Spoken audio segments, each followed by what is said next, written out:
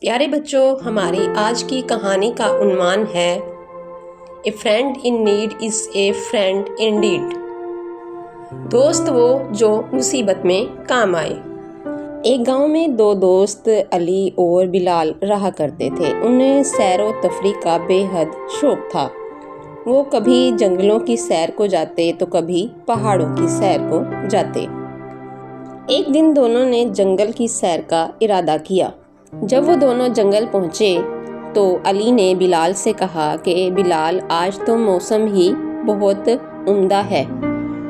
بلال بولا، ہاں علی، آج واقعی موسم بے حد خوبصورت ہے۔ ہر طرف ہریالی ہی ہریالی ہے اور ہر طرف خوبصورتی ہی خوبصورتی دکھائی دے رہی ہے۔ وہ دونوں باتیں کرتے، ہنستے کھیلتے اور چہچہاتے جنگل سے گزر رہے تھے۔ لیکن کچھ ہی دیر میں جنگل میں ایک عجیب سا سناٹا چھا گیا۔ بلال نے علی سے کہا، علی، کیا تمہیں بھی کچھ عجیب سا محسوس ہو رہا ہے؟ علی نے کہا، ہاں، مجھے بھی ایسا ہی کچھ محسوس ہو رہا ہے، جیسے ہمیں کوئی دیکھ رہا ہو۔ ایسا کہہ کر وہ دونوں دوبارہ سے اپنی خوش گپیوں میں مصروف ہو گئے۔ انہوں نے توجہ ہی نہیں دی کہ ان کے پیچھے ایک بڑا سا ریچھ موجود ہے جو ان پر کسی بھی وقت حملہ کر سکتا ہے۔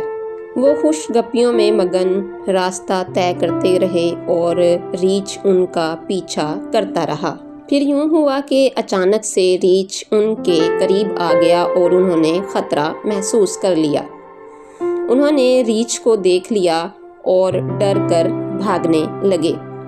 علی نے بلال سے کہا کہ بلال، تم بھی جلدی سے درخت پر چڑھ جاؤ، میں بھی درخت پر چڑھتا ہوں۔ بلال بولا کہ مجھے تو درخت پر چڑھنا ہی نہیں آتا، اب میں کیا کروں؟ لیکن تب تک علی اپنی جان بچانے کے لیے یہ سوچے سمجھے بغیر کہ اس کا دوست نیچے موجود ہے جس کو درخت پر چڑھنا نہیں آتا، وہ خود درخت پر چڑھ گیا۔ اب نیچے بیٹھا بلال سوچ رہا تھا کہ اب مجھے اپنی جان بچانے کے لیے کیا کرنا چاہیے۔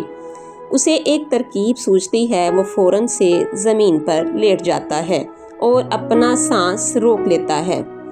وہ یہ محسوس کروانا چاہتا ہے کہ جیسے وہ مر چکا ہے۔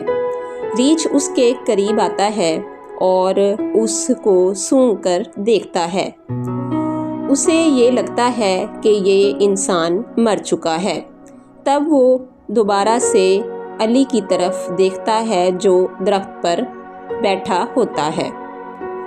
لیکن وہ علی پر حملہ نہیں کر سکتا کیونکہ ریچھ کی پہنچ سے علی بہت دور ہوتا ہے۔ وہ نیچے لیٹے ہوئے بلال کو مردہ سمجھ کر آگے کی طرف بڑھنے لگتا ہے۔ جب ریچھ بلال کو مردہ سمجھ کر وہاں سے چلا گیا، تب علی نیچے آیا اور بلال سے پوچھنے لگا کہ ریچھ نے تمہارے کان میں کیا کہا؟